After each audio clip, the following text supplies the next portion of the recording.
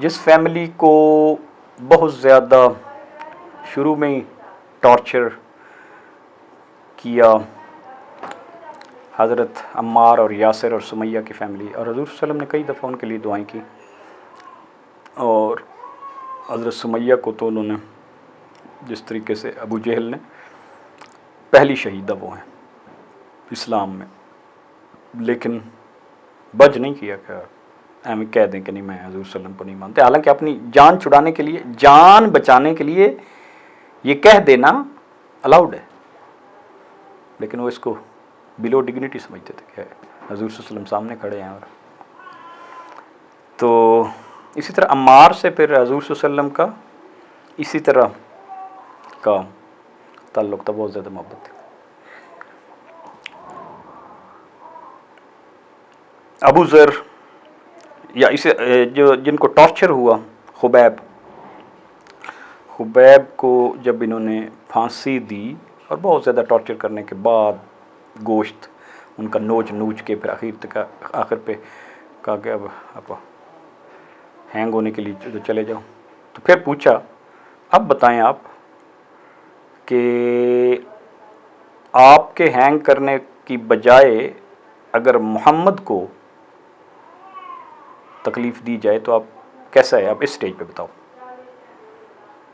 تو انہوں نے کہا کہ مجھے یہ بھی گوارا نہیں ہے کہ محمد کے آنکھ میں کوئی بال بھی جائے بیکا ہو۔ آپ کیا بات کر رہے ہو، I am ready to die. اتنے بڑے لوگ تھے۔ تو بعد میں بھی لوگوں نے بہت زیادہ قربانیاں دی ہیں اس ٹائپ کی کہ وہ فزیکل ٹارچر کی جو قربانیاں، محبت کی داستانیں جو انہوں نے، اصل میں اللہ تعالیٰ نے صحابہ کرام کو ہر اس ٹائپ کی سچویشن میں ڈالا ہے جو ایک عام بندے کو پیش آنی ہے۔ خودکشی بھی صحابہ سے ہو گئی ہے، اور اٹ واز ڈیزائن، اللہ تعالیٰ نے کوئی ایک بنانا تھا نا کہ خودکشی ہو جائے گی تو پھر کیا ہوگا۔ مدینہ سے 2 بچے آئے ینگ، اور مدینہ میں وہ بہت امیر آدمی تھے، ان کا اپنا کوت تھا، ان کا اپنا اسلحہ خانہ تھا، اب امیر آدمی تھے، اسلحہ وہ دیتے تھے ادھار جنگوں کے لیے۔ مدینہ میں ان کو الرجی ہو گئی، ٹھیک ہے، اور سارا جسم الرجی، اور رہنا 2 بھر ہو گیا، تو وہ حضور صلی اللہ علیہ وسلم کے پاس آ گئے کہ یا رسول اللہ ہمیں واپس جانے دیں، زندگی اجیرن ہو گئی ہے، ہم کیسے رہیں، ہم ایک سیکنڈ ہمارا مشکل گزرتا ہے، نہ سو سکتے نہ جاگ سکتے۔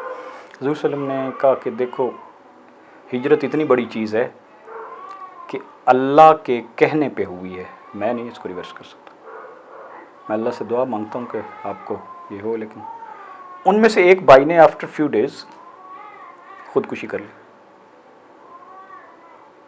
داتری لے کے اپنا ہاتھ کاٹا، اور وہ اتنا خون بہہ گیا کہ وہ بہت ہو گیا۔ پھر صحابہ کرام ایسے قسم کی کوئی خبر ہوتی تھی تو حضور صلی اللہ علیہ وسلم کو نہیں بھی بتاتے تھے کہ حضور صلی اللہ علیہ وسلم رنجیدہ ہوں گے، اور تو حضور صلی اللہ علیہ وسلم کو جب پتہ چلا تو انہوں نے فوراً ہاتھ اٹھا لیے کہ یا اللہ اس کو معاف کر دے۔ رات کو وہ اپنے بھائی کے خواب میں آیا تو انہوں نے کہا کہ آپ کے ساتھ کیا ہوا؟ کہتے اللہ نے پوچھا تھا کہ بھائی جو ہم نے خود زندگی دی ہے تو آپ نے یہ کیا کیا، تم نے میرے نبی کے ساتھ ہجرت کی ہے، اس لیے تمہیں دوزخ میں تو نہیں بھیج سکتے، تو اب میرے نبی نے مانگ بھی لیا ہے، جاؤ، لیکن یہ جو تمہارا ہاتھ ہے نا اس سے خون چلتا رہے گا جنت میں بھی، کیونکہ جو چیز ہم دیتے ہیں اور کوئی خود اس کو اٹھا کے پھینک دے وہ واپس نہیں دیتے۔ یوں ہی یہ خواب حضور صلی اللہ علیہ وسلم کو سنایا کہ حضور صلی اللہ علیہ وسلم نے پھر ہاتھ اٹھا لے، یا اللہ جب سارا اس کا کام آپ نے کر دیا تو ہاتھ کر دیا، اللہ تعالیٰ نے وہ ہاتھ بھی واپس کر دیا۔ صحابہ کرام کے ساتھ اللہ تعالیٰ کی بھی ریلیشن شپ اس طرح ہے، ایک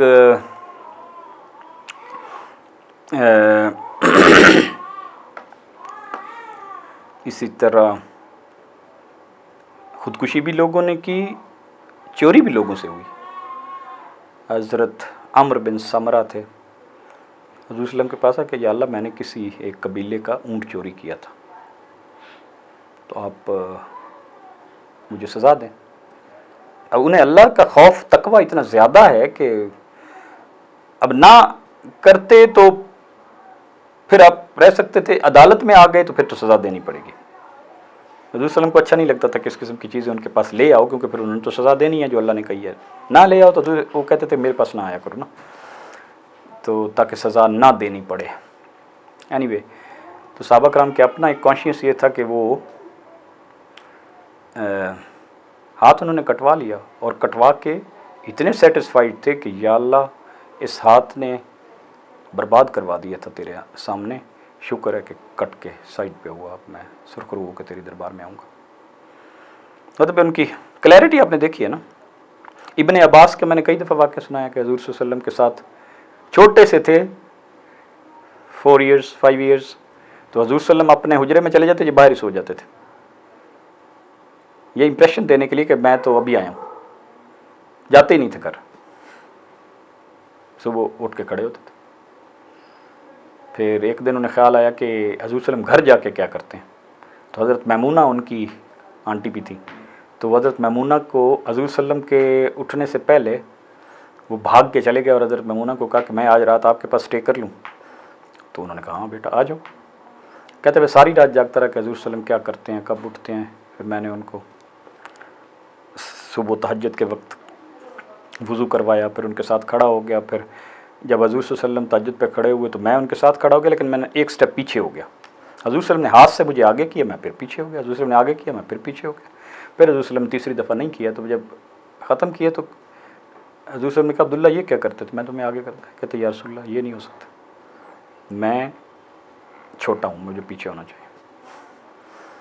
ادب اس ٹائپ کا ادب تھا، اور پھر ان کے لیے اللہ تعالیٰ نے دعا بھی مانگی، حضور صلی اللہ علیہ وسلم نے دعا بھی مانگی کہ یا اللہ ان کو امت میں قرآن کا علم دے۔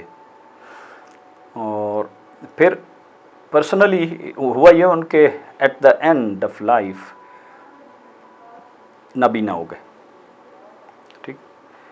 اب مالک پہ یقین اتنا ہوتا تھا کہ وہ ایویں خام خواہ جا کے مانگتے نہیں تھے۔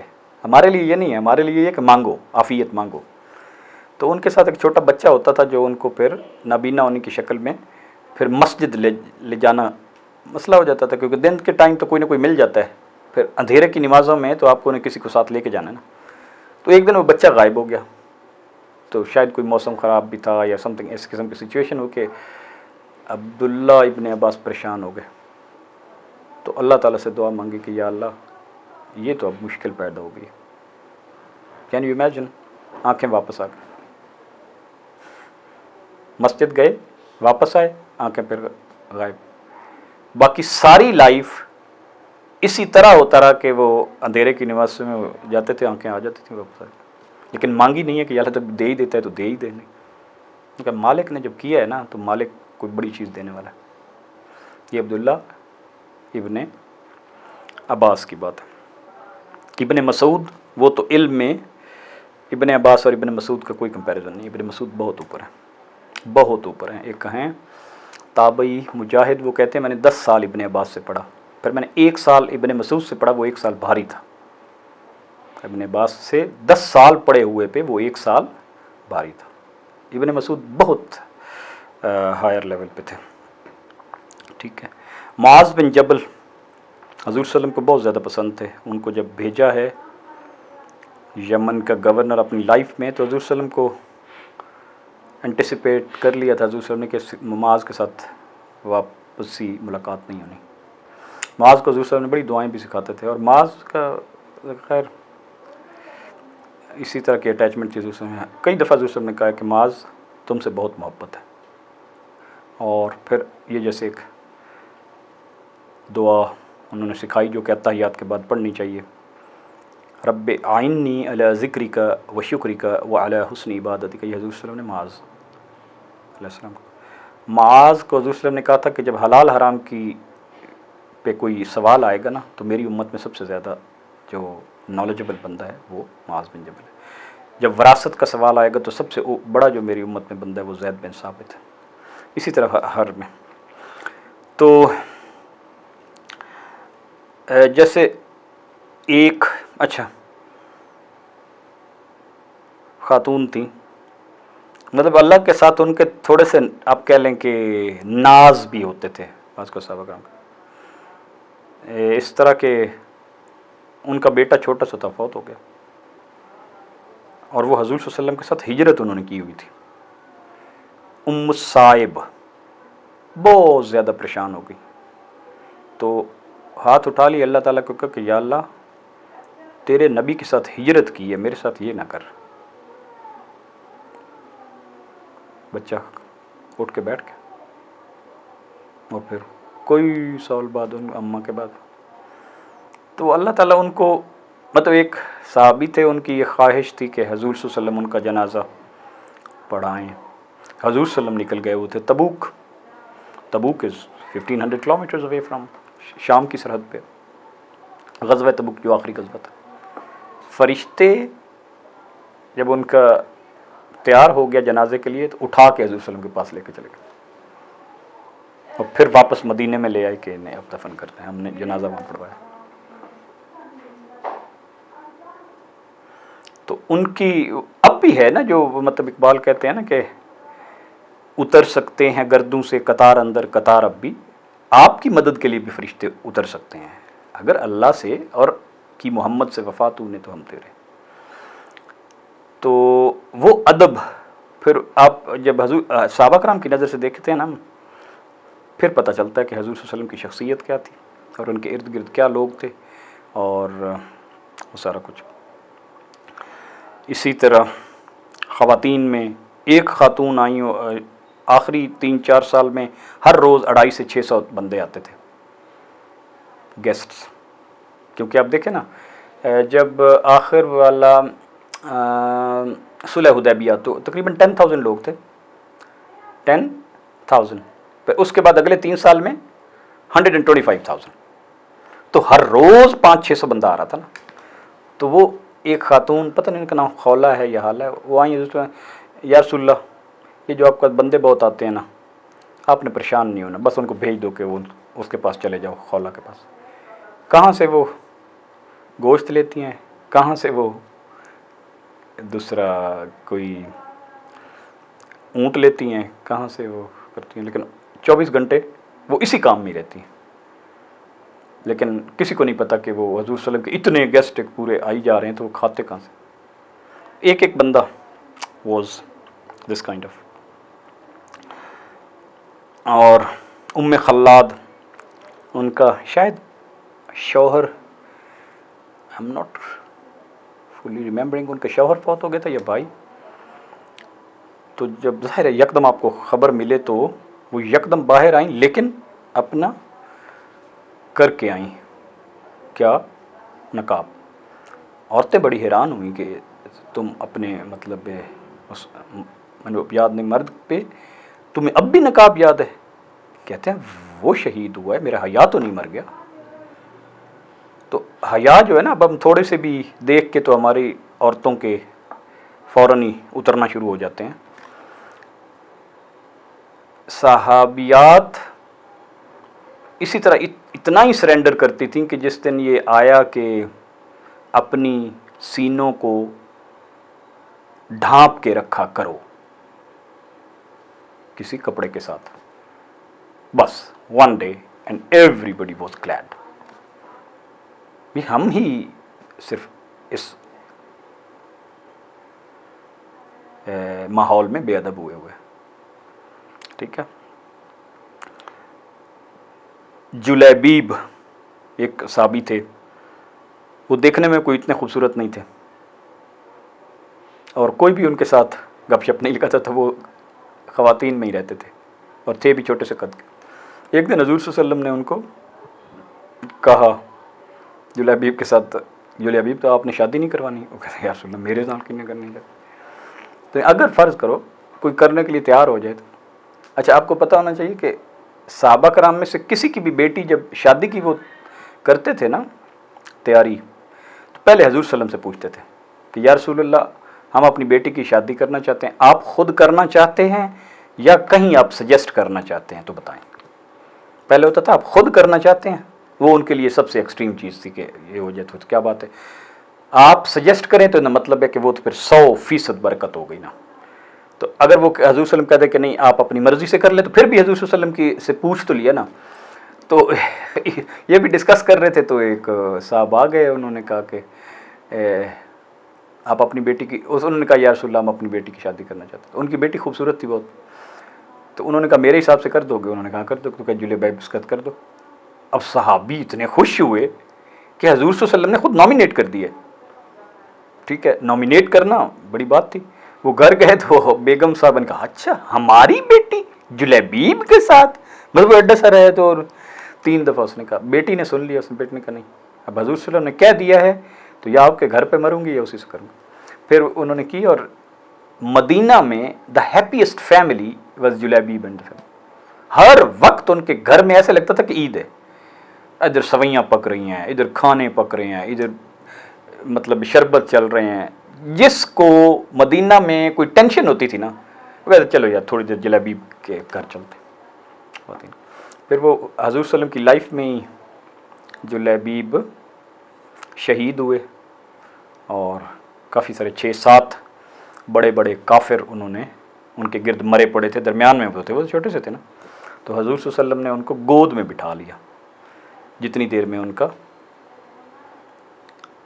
قبر ڈگ گوری تھی. اس دن صحابہ کو پتہ چلا کہ کاش ہم ہوتے جلیبیب کی جگہ پہ حضور صلی اللہ علیہ وسلم کی گود میں. اور حضور صلی اللہ علیہ وسلم ان کے سر پہ ایسے ہاتھوں میں بال کر رہے تھے اور کہتے جلیبیب بڑا کام کیا تم نے. تو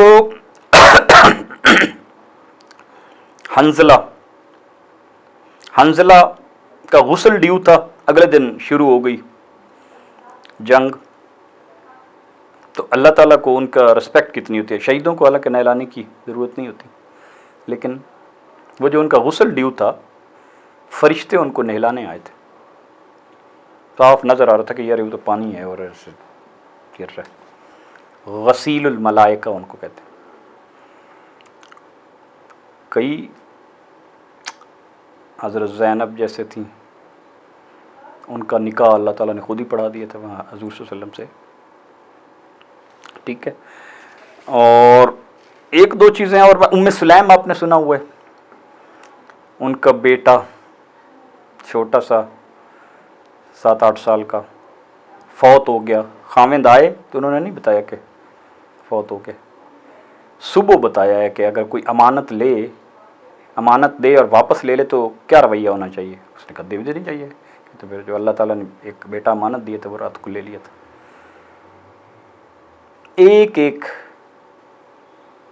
رات کی اپنے ساتھیوں کی کمفرٹ کے لیے وہ یہ کام کرتے تھے. ابو ذر، کسی نے پوچھا کہ وہ آپ کا سامان کدھر ہے گھر میں؟ کہتے وہ تو اگلے گھر بھیجیے. یہ کون سا گھر ہے؟ یہ تو عارضی ہے.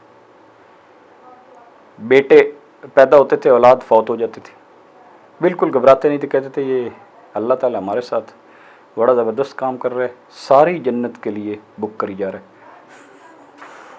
آگے جنت میں ملاقات ہوگی. اسی طرح چھوٹے چھوٹے بچوں میں بھی وہ حضور صلی اللہ علیہ وسلم کی محبت. مثلا ابو جہل کو قتل کرنے کے لیے جو 2 بچے تھے، وہ جنگ بدر تھی، ہاں، عبد الرحمن بن عوف کے ساتھ کھڑے انکل، وہ ذرا ہمیں بندہ بتائیں نا جو ہمارے رسول اللہ کو بہت تنگ کرتا ہے. ابو جہل ہمیں بتائیں. تو انہوں نے کہا میرے ساتھ تھے، کھڑے رہو. وہ جو ہی سامنے آئے گا نا تو میں بتاؤں گا. کہتے ہیں ابھی میں نے ایسے اشارہ کیا تھا، میری انگلی ایسے ابھی پوری گئی نہیں تھی تو دونوں نے فل تھروٹل اس تک پہنچ چکے تھے، تیر کی طرف گرا لیا ابو جہل کو. اب سوچیں کتنا بڑا سردار ہے اور فلانا ہے، لیکن انہوں نے پرواہ نہیں کی کہ مر جائیں گے. لیکن یہ بات نہیں ہے کہ حضور صلی اللہ علیہ وسلم کو اذیت دینے والا بندہ ہماری آنکھوں کے سامنے آئے اور ہم اسے چیر پھاڑ نہ رکھ دیں. ایک بندہ مطلب ہے اس طرح تھا. ام عمارہ، ایک غزوہ احد میں شاید، حضور صلی اللہ علیہ وسلم کہتے ہیں میں جدھر دیکھتا تھا میرے سامنے ادھر جہاں سے تیر آتا تھا سامنے ام عمارہ ہوتا تھا. خواتین کا یہ حال تھا. اسی طرح آپ کلیئرٹی ان کو اتنی زیادہ تھی اپنے، کیونکہ اللہ تعالیٰ نے یہ اس عرب معاشرے کا وہ تھوڑا سا خاصہ بھی تھا کہ وہ جس طرح ہم قولوا قولا سدیدہ جو ہے نا، بات سیدھی سیدھی کرو. حضرت بریرہ ان کا نکاح وہ چونکہ غلام کا غلام کے ساتھ ہوتا تھا تو ان میں سے کوئی آزاد ہو جاتا تھا تو نکاح ٹوٹ جاتا تھا، چوائس ہوتا تھا، آپ نے رہنا تو نہیں.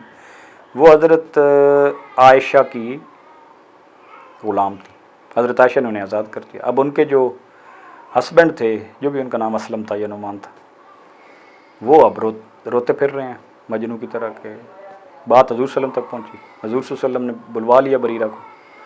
بریرہ نے کہا یا رسول اللہ آپ کا مشورہ ہے یا حکم ہے؟ تو حضور صلی اللہ علیہ وسلم نے کہا نہیں، اس سلسلے میں لائف پارٹنر کی سلیکٹ کرنے کے سلسلے میں صرف مشورہ دیا جا سکتا ہے، امپوز نہیں کیا جا سکتا، حکم نہیں دیا جا سکتا. تو ان کا یا رسول اللہ میں اگر مشورہ ہے تو میں نہیں مان رہی، بالکل کلیئرٹی سے نہیں مان رہی. حالانکہ ہوتا ہے نا کہ یار حضور صلی اللہ علیہ وسلم کو اس طرح کہہ دینے سے کہیں میرا ایمان تو نہیں ختم ہو جائے گا، لیکن ان کو بالکل کلیئرٹی ہوتی تھی کہ ایمان کی لائن یہ ہے اور میرے رائٹس کی لائن یہ ہے. تو یہ چھوٹے لوگ نہیں تھے، حالانکہ وہ عام کنیز ہیں، پڑھی لکھی بھی نہیں ہے، لیکن اس معاشرے میں وہ کیریکٹر اور کلیئرٹی یہ تھی. اور پھر جو چیز حضور صلی اللہ علیہ وسلم بتاتے تھے نا اس پہ بہت زیادہ ان کو وہ ہوتا تھا. حضرت عبداللہ ابن مسعود فوت ہو رہے تھے، عثمان ان کے پاس آ گئے. تو حضرت عثمان کو تھوڑی سی ہوئی کہ یہ اپنی ان کی بیٹیوں کے لیے میں کچھ بیت المال سے کوئی انتظام کروں. حضرت عثمان عبداللہ ابن مسعود نے ان کے چہرے سے وہ پریشانی کو پہچان لیا اور کہا کہ عثمان آپ پریشان نہ ہو، میری بیٹیاں سورہ واقعہ پڑھ کے سوتی ہیں، اور حضور صلی اللہ علیہ وسلم نے بتایا تھا کہ سورہ واقعہ جو پڑھے گا اس کے گھر میں فاقہ نہیں آ سکتا. تو آپ کو کیا ٹینشن؟ مجھے کوئی ٹینشن نہیں. مطلب کلیئرٹی دیکھیے، ایک ہوتا ہے نا ہم رول جاتے ہیں کہ یار وہ کچھ پتہ نہیں اگلی اولاد کے لیے کیا کر کے جانا ہے، مطلب ایسے کہ ہم سے کسی نے دوسرا یہ پوچھنا ہے کہ تم نے اتنے پیسے کیوں نہیں کمائے for the next. No it's not, ہے کہ جو آپ کے پاس 100 آئے did you use it meaningfully یا ضائع کر دی، اور کیا وقت ضائع کر دی. وہ جو 4 سوال اللہ تعالیٰ نے آگے پوچھنے ہیں ان کا پتہ ہونا چاہیے. انتہائی فنی لوگ بھی تھے، حضرت نعمان ایک تھے، ان کے اتنے فنی وہ کام کرتے تھے کہ 100 سال پھر ایک ہی کام کرتے تھے. صحابہ کرام ہنس. ایک دفعہ انہوں نے مدینہ میں کوئی لوگ اونٹ لے کے آئے، میں ایک واقعہ سناتا ہوں. تو اونٹ انہوں نے کہا یار میرے پاس ایک غلام ہے. اب غلام نہیں تھا، وہ ان کا دوست تھا. 10 اونٹوں کے بدلے میں آپ کو دے سکتا ہوں. اس کا ایک پرابلم ہے، بندہ بڑا خوبصورت ہے اور زبردست ہے، کریکٹر والا ہے، لیکن وہ بار بار آپ کو کہے گا وہ بھائی میں آزاد ہوں، وہ بھائی میں آزاد ہوں. تو یہ اس کا تھوڑا پرابلم ہے. اچھا سمجھ کی بات آپ کو؟ سلیت یہ سمجھ، وہ لے لیے اونٹ، پھر اس کو لے کے چلے گئے. سلیت کا دروازہ کھڑکا ہے، کہتا یہ پکڑ لو. انہوں نے پکڑ لیا کہ رسی ڈال دی. وہ کہہ رہے کہ بھائی میں آزاد ہوں، مجھے کہاں پکڑ لیا آپ نے؟ ہاں یہ آپ کا مسئلہ ہمیں پتہ ہے، آپ ایسا کرتے ہیں، آپ کے مالک نے بتایا تھا. اچھا مدینہ جو لے کے رسی پا کے اخیر تھے، آخر میں بندے اکٹھے ہو گئے کہ بھائی یہ تو رسپیکٹیبل آدمی ہے.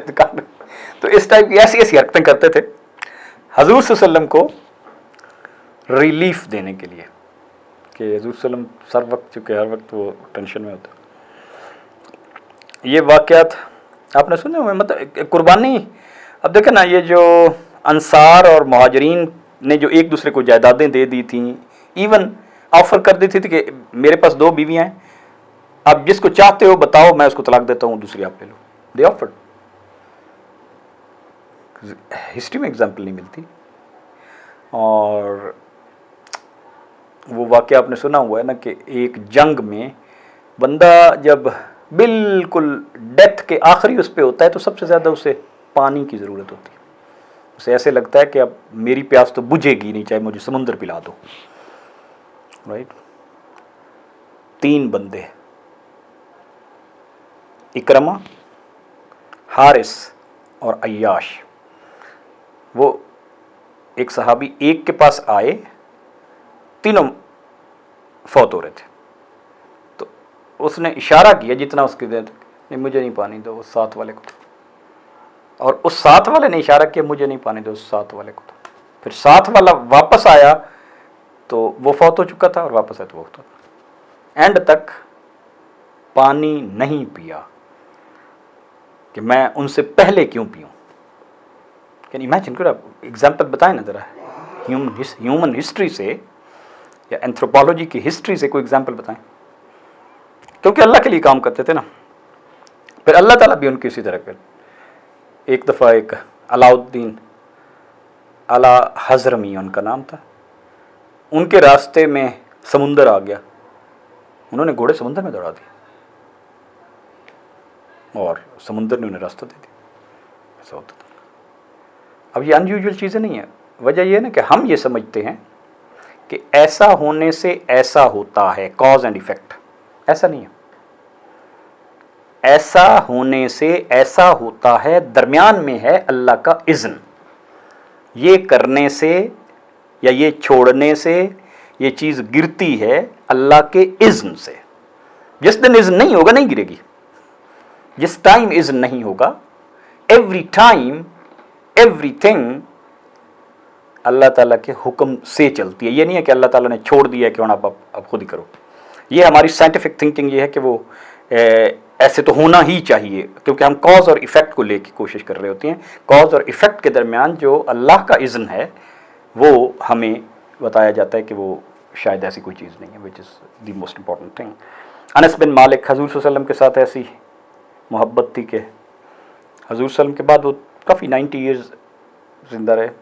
हर रोज़ एक रात भी वो कहते मेरी ज़िंदगी की ऐसी नहीं हज़ूर सल्लम मेरे ख्वाब में ना आए, नॉट अ सिंगल नाइट। अकीदत है ना हज़ूर सल्लम के साथ उस टाइप की, क्योंकि एज ए बच्चे उनके साथ रहे। रबिया बिन मालिक थे शायद, रबिया। एक दिन हज़ूर सल्लम उनसे इतने खुश हुए कि वो हज़ूर सल्लम को वज़ू वगैरह करवाते थे। एक दिन हज़ूर सल्लम ने कहा रबिया आज मांग जो मांगना है। अब ये बहुत बड़ा बात थी कि जो मर्ज़ी मांग लो। रबिया ने थोड़ा सा सोचा, क्या या रसूलल्लाह मैं जन्नत में भी इसी तरह आपके साथ ये जो आपके काम कर रहा हूँ ना, अब पैर धोना और वज़ू करवाना, मैं जन्नत में आपके ये काम करना चाहता हूँ। सब कुछ ही मांग लिया ना। तो हज़ूर सल्लम ने कहा कि फिर सजदों की कसरत से मेरी मदद करो। मैं अल्लाह ताला को सिफारिश करूँगा, लेकिन तुम अपने सजदे फिर बढ़ा लो। तो ये स्टोरीज़ और हम आगे और करते रहेंगे डिटेल्स में, मुख्तलिफ एक एक बंदे पे। और आपको ज़िंदगी में चांस मिले तो हयाते, जो किताब पढ़ी है हयात सहाबा, ये अच्छा खासा कंडेंस्ड इंसाइक्लोपीडियक चीज़ है सहाबा कराम की लाइफ। मतलब आप को 20 वॉल्यूम तो नहीं पढ़ सकते ना, इब्ने कसीर या तबकात इब्ने साद तो नहीं पढ़ सकते। तो कुछ नई चीज़ें आपको कोई आई सामने या हाँ,